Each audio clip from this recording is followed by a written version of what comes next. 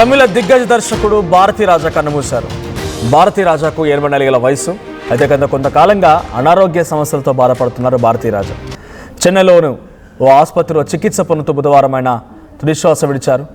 భారతీ రాజాకు సంతాపం తెలుపుతున్నారు సినీ ప్రముఖులు. ఇక 1977లో 16 వయధినిలే అనేటువంటి చిత్రంలో దర్శకుడిగా ప్రస్థానం మొదలుపెట్టారు ఆయన.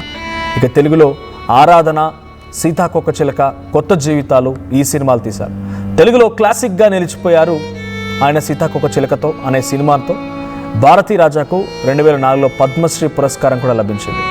జాతీయ, రాష్ట్ర స్థాయి అవార్డులు దక్కించుకున్నారు భారతీ రాజా. పలు చిత్రాల్లో నటుడిగా కూడా భారతీ రాజా ప్రజల్ని మెప్పించారు. 84 ఏళ్ల వయసులో గత కొన్ని రోజులుగా అనారోగ్య సమస్యలతో బాధపడుతున్న ఆయన చెన్నైలోని ఆసుపత్రిలో తుదిశ్వాస విడిచినట్టుగా కుటుంబ సభ్యులని సినీ వర్గాలు చెప్తున్నాయి. 1941 జూలై 17న జన్మించిన ఆయన అల్లీనగరం గ్రామంలో జన్మించారు. ఆయన అసలు పేరు చిన్నస్వామి పెరియామయ దేవార్. ఆయన అసలు పేరు ఇది. సాధారణమైనటువంటి గ్రామీణ ప్రాంతాల నుంచి వచ్చారు ఆయన. ఆ తర్వాత ఇప్పుడు భారతీయ చిత్ర పరిశ్రమలో అత్యంత గొప్ప స్థానంలో ఉన్నారు ఆయన. ఇక 1977లో వచ్చినటువంటి 16 వయత్తినిలే అనేటువంటి సినిమాతో దర్శకుడిగా ఆయన సినిమా రంగంలో ప్రవేశం చేశారు. ఈ చిత్రం తమిళ సినీ పరిశ్రమలో ఒక విప్లవాత్మకమైనటువంటి చిత్రంగా ఇప్పుడు మార్పులకు కూడా నాంది పలికిందట. గ్రామీణ జీవన విధానం, సహజ నటన, నిజ జీవిత భావోద్వేగాలని చూపించడంలో ఆయనకి ఒక గొప్ప పేరైతే ఉంది. ఇక భారతీ రాజా రాకముందు తమిళ సినిమా ప్రధానంగా స్టూడియోలో చిత్రీకరించబడేవంట. కేవలం స్టూడియోల వరకు మాత్రమే పరిమితమయ్యేవి. కానీ ఆయన వచ్చిన తర్వాత గ్రామాల్లో కెమెరాను తీసుకువెళ్ళి సహజ వాతావరణంలో న్యాచురల్గా సినిమాని చిత్రీకరించడంలో ఒక కొత్త నాందికి ఆయన శ్రీకారం చుట్టారు. ఆ రోజు అనేక మంది నటీనటులు, టెక్నీషియన్స్, చాలామంది సినిమా రంగంలోకి రావడానికి కూడా ఆయనే ఒక కారణమయ్యారు. ఇక ఆయన సినిమా రంగానికి సంబంధించి 6 జాతీయ చలనచిత్ర పురస్కారాలు అందుకున్నారు ఆయన. అనేక ఫిలింఫేర్ అవార్డులు కూడా సాధించారు. తమిళనాడు రాష్ట్రంలో అనేక అవార్డులు సాధించారు. 2004లో భారత ప్రభుత్వం ఆయనకి పద్మశ్రీ కూడా ఇచ్చింది. గత కొన్నేళ్లుగా భారతీ రాజా ఆరోగ్యం క్షీణించింది. ఆయన శ్వాసకోశ సంబంధిత వ్యాధితో బాధపడుతున్నారు. ఊపిరితిత్తుల ఇన్ఫెక్షన్ కారణంగా ఈ ఏడాది అంటే జనవరి నుంచి ఆయన ఆసుపత్రిలో చేరి పలుమార్లు ఆసుపత్రి చెకప్స్కి కానీ చికిత్స తీసుకుంటూ ఉన్నారు.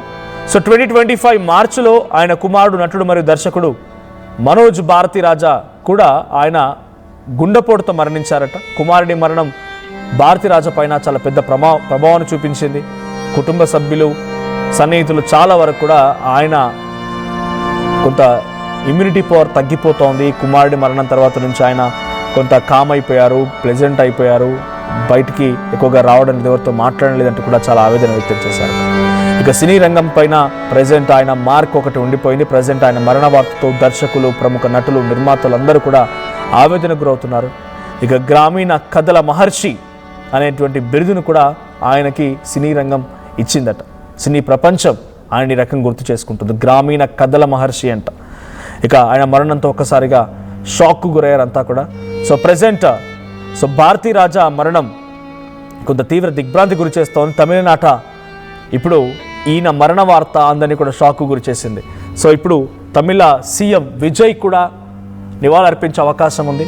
నేరుగా ఆయన పార్థివ దేహం దగ్గరికి వెళ్ళి నివాళులర్పించే అవకాశం ఉంది. మరిన్ని అప్డేట్స్ మా ప్రతినిధి కృష్ణమోహన్ అందిస్తారు. కృష్ణమోహన్, భారతీ రాజా మరణం ఎలా చూడాలి? ఆయన కొన్ని రోజులుగా అనారోగ్య బారిన పడిపోయి ఆసుపత్రిలో చికిత్స తీసుకుంటూ ఉన్నారు. సడన్గా ఉదయాన్నే కళ్ళు మూసారు ఆయన. దీనికి సంబంధించి తమిళ సినిమా రంగం ఏం చెప్తోంది? విజయ్ వెళ్ళి నివాళులర్పించే అవకాశం ఉందా?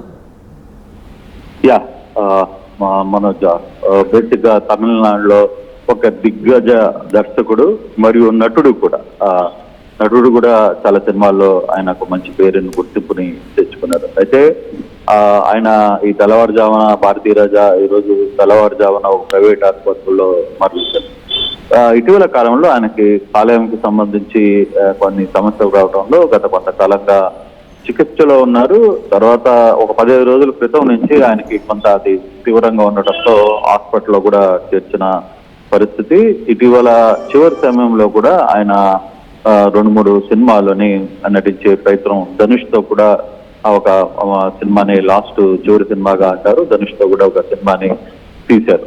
అయితే ఈ వరుసగా ఇతను తీసిన కళాఖండాలు 1-2 అని చెప్పడానికి వల్ల కాదు. ఆ తమిళనాడులో జరుగుతున్న తమిళ ఆంధ్ర సినిమాల్లో కూడా ఆయన ప్రభావం పెద్ద ఎత్తున కనబడుతుంది. భారతీయ రాజా చాలా మంది ఇప్పుడు అగ్రస్థాయిలో ఉన్న హీరోలందరినీ ఆయనే తెరకు పరిచయం చేసిన పరిస్థితి మనం చూడొచ్చు. 16 ఏళ్ల వయసు సినిమా, 16 ఏళ్ల వయసు అనే సినిమా ఎలా తమిళనాడు తర్వాత ఆంధ్రాలో ఒక చరిత్ర సృష్టించిందో.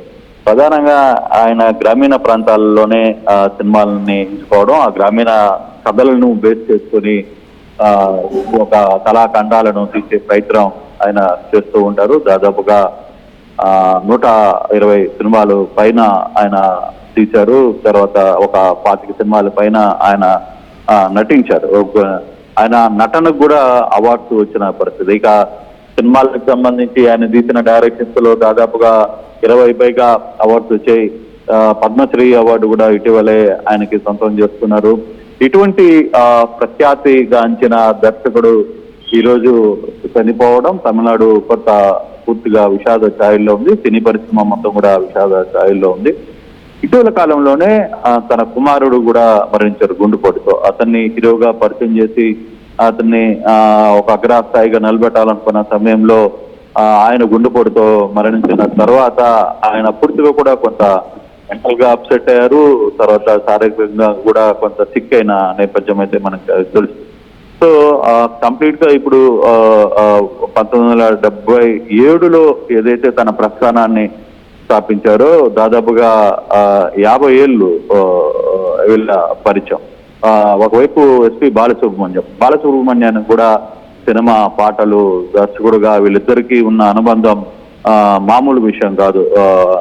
ఎస్పి బాలసుబ్రహ్మణ్యం చనిపోయిన సమయంలో అసలు వాస్తవంగా భారతీయ రాజా తాను చెప్పుకుంటూ వచ్చు అసలు మా ఇద్దరికి ఉన్న అనుబంధం చాలా సార్లు వాళ్ళు చెప్పుకున్నారు, ఇతను చెప్పుకున్న పరిస్థితి అయితే ఉంది. అటువంటి ఒక మంచి బృందం మిత్రుడిని కోల్పోయానంటూ ఆయన కన్నీరు మున్నీరు అయిన నేపథ్యం. అయితే ముందుగా మిత్రుడు వెళ్ళిపోయాడు. ఆయన ఒక సమయంలో ఒక పాటను కూడా రాసే ప్రయత్నం చేశారు ఎస్పీబీ మీద. మిత్రమా, నువ్వు వెళ్ళిపోయావు, నీ తర్వాత నేను అత్యంత త్వరగా నీ దగ్గరికి చేరుకునే ప్రయత్నం చేస్తాను, నా కోసం ఎదురు చూస్తూ ఉండు అని కూడా ఆయన అర్థం వచ్చేలా తమిళ్లో కొన్ని గీతాలను కూడా ఆయన రచించిన పరిస్థితి. సో ఎక్కడక్కడ కాంట్రవర్సీ లేకుండా చాలా మంది ఇప్పుడున్న అగ్ర హీరోలందరికీ తన దర్శకత్వంలో హీరో స్థాయిని పెంచిన ప్రధానంగా మనం చూసుకుంటే రజనీకాంత్ కి ఈ 16 ఏళ్ల వయసులో ఒక విలన్ పాత్ర ఇచ్చి తన స్టామినాని ఈరోజు ఆ స్థాయికి తీసుకుని వచ్చిన పరిస్థితి. అయితే ఇప్పుడే ఉదయం ప్రైవేట్ ఆసుపత్రుల నుంచి చెన్నైలోని తన స్వగృహానికి, టీ నగర్ లో ఉన్న స్వగృహానికి తన బాడీని తీసుకుని వచ్చే ప్రయత్నం అయితే, మృతదేహాన్ని తీసుకుని వచ్చే ప్రయత్నం అయితే చేస్తున్నారు. మరి కాసేపట్లో ఆ ప్రాంతానికి అగ్రనటులు అందరూ కూడా చేరుకుంటారు. అలాగే ముఖ్యమంత్రి విజయ్ అక్కడ చేరుకునే పరిస్థితి ఉంది. అలాగే కరుణానిధి స్టాలిన్ ఉదయ్ కరుణానిధి కూడా అక్కడికి చేరుకునే పరిస్థితి కనిపిస్తోంది. అయితే అతనికి అన్ని పార్టీలతో ఒక మంచి సంబంధం ఉంది. ఒక మంచి ఇష్యూ ఏదైనా ఉన్నప్పుడు అతను అప్పుడప్పుడు గేయ రచనలు కూడా చేసే ప్రయత్నం చేస్తుండేవాళ్ళు. కొన్ని సినిమాలకి ఆయనే సంగీత స్వరం కూడా కల్పించిన పరిస్థితి. అన్ని రంగాల్లో, ఒక రంగం కాదు, అన్ని రంగాల్లో, ఒక డైరెక్షనే కాదు, సినిమా, ఫోటోగ్రఫీ, తర్వాత మ్యూజిక్, వీటన్నిటిలో కూడా తనకంటూ ఒక ప్రత్యేకమైన బాణిని ఏర్పాటు చేసి ఒక తెలుగు తమిళ చిత్ర రంగానికి ఆయన ఒక దిశానిర్దేశం చేశారు. హిందీలో కూడా ఆయన 2-3 సినిమాలకి పనిచేసిన ప్రయత్నం కూడా చేశారు. సో ఒక అగ్రజ దర్శకుడు ఈరోజు తమిళనాడు కావచ్చు, ఇటు ఆంధ్రాకి అతనితో ఉన్న, అంటే పాతకాలంలో కంప్లీట్ గా పూర్తిగా కూడా భారతీయ రాజా సినిమా అంటే కేవలం దాంట్లో హీరోలు హీరోయిన్లు ఎవరున్నారని చూసేవాళ్ళు కాదు, కేవలం భారతీయ రాజా దర్శకత్వం వహించారు కాబట్టి ఆ సినిమాని చూడటానికి వెళ్లే ప్రయత్నం చేసేవాళ్ళు. అటువంటి అగ్రజ దర్శకుడు మరియు నటుడిని ఈరోజు కోల్పోయారు.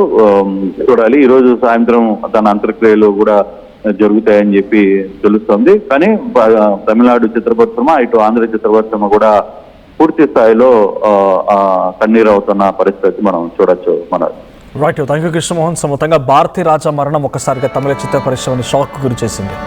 84 వయసులో భారతీ రాజా తుదిశ్వాస విడిచారు. కొన్ని రోజులుగా ఆయన శ్వాసకోశ సంబంధిత వ్యాధితో బాధపడుతున్నారు. ఆసుపత్రిలో చికిత్స తీసుకుంటున్నారు. తన కుమారుడు కూడా ఏడాది కిందట చనిపోయారు. అప్పటి నుంచి కూడా కొంత కామ్ అయిపోయారు ఆయన. అనేక రకాలుగా కొంత ప్లెజెంట్ అయిపోవడం, మానసికంగా కూడా ఆయన్ని చాలా వేధిస్తూ ఉంది ఈ మరణ వార్త, తన కుమారుడు మరణ వార్త అన్నట్టుగా తన